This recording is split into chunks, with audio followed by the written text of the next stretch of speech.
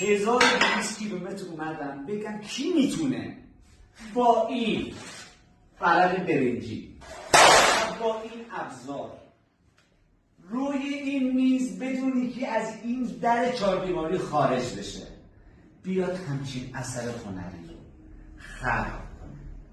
شهباز ایرانی نه رنگ داره، نه شابلون داشت، نه الگو داشت، نه هیچ ابزار صنعتی پیشرفته‌ای روش کار شده. ببینید بیا جزئیاتش هم بهش نشون بدم. موتورش نگاه کنید، روشنم میکنم براتون.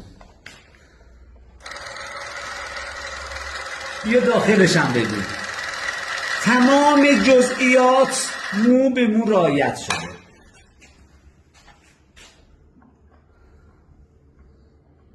نگاه کن، فقط به عشق این اثر هنری ساعتها من نشستم اینو نگاه کردم. ببینید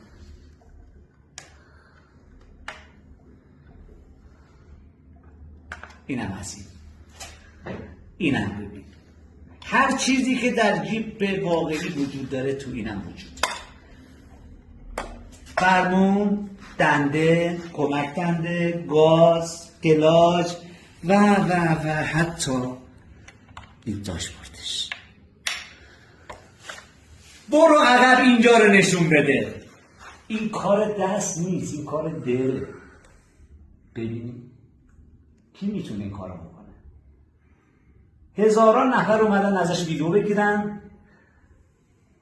و عکس بگیرن، ولی خالق این اثر دوست داشت این کمترین این ویدیو رو بگیره و برای اولین بار توی پیج اینستاگرام بذارن و تو فضای مجازی.